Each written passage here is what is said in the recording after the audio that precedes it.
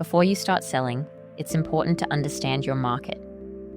In this video, we'll go over the key steps to researching your audience, competition, and customer preferences to help you build a successful home baking business.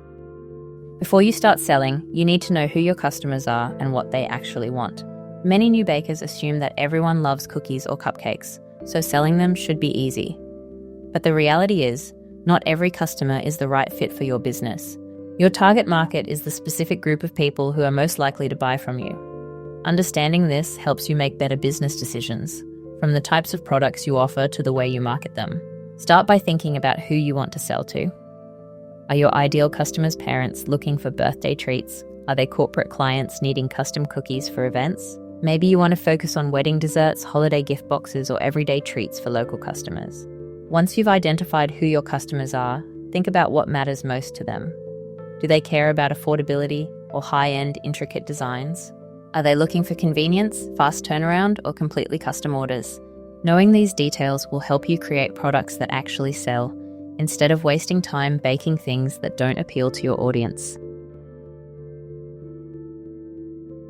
When starting a home baking business, it's easy to focus only on your own products, but understanding what other bakers are doing can give you an edge.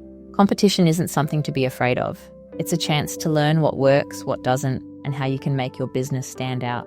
Start by looking at other home bakers in your area, as well as larger bakeries that sell similar products. What kind of baked goods do they offer? How do they present their products? Pay attention to their pricing, packaging, and how they engage with customers. Reviews can be an eye-opener. Customers often leave valuable feedback about what they love and what they find frustrating. Maybe they praise the quality but mention slow turnaround times, or they love the designs but wish there were more affordable options. This kind of insight helps you spot opportunities to improve or offer something different. The goal isn't to copy, it's to understand the market. If competitors have long wait times, maybe you can offer faster turnaround for last-minute orders. If they focus on simple designs, you could specialize in detailed, high-end cookies. By analyzing your competition, you can position yourself strategically, making it easier to attract the right customers without getting lost in the crowd.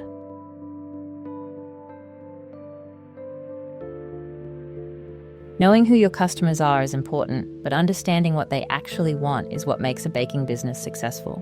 Trends in the food industry are always changing, and keeping up with what's popular can help you create products that attract more customers. Social media is one of the best ways to track trends.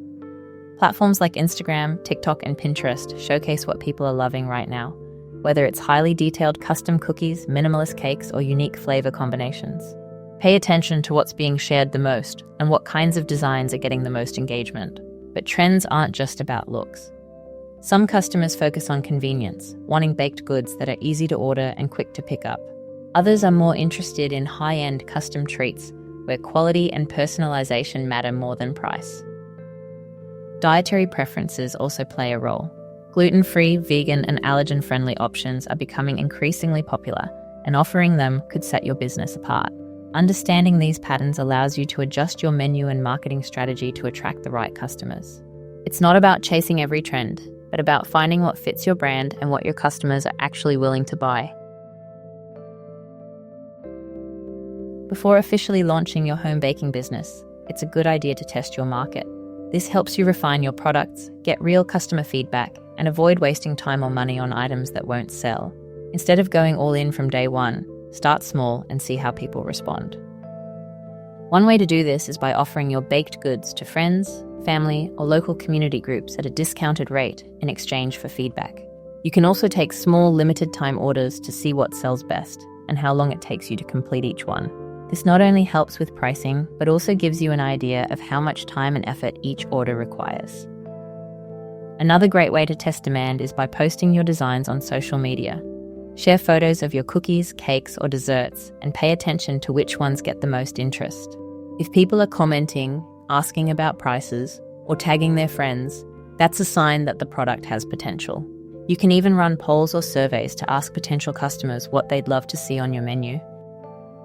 Market testing isn't just about sales, it's about learning.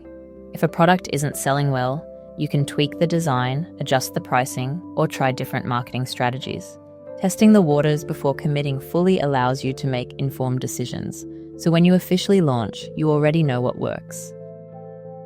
Taking the time to research your market can save you a lot of time and effort down the track. Understanding who your customers are and what they want will help you create products that actually sell. In the next section, we'll dive into choosing the right niche for your home baking business. If you found this video helpful, let me know in the comments.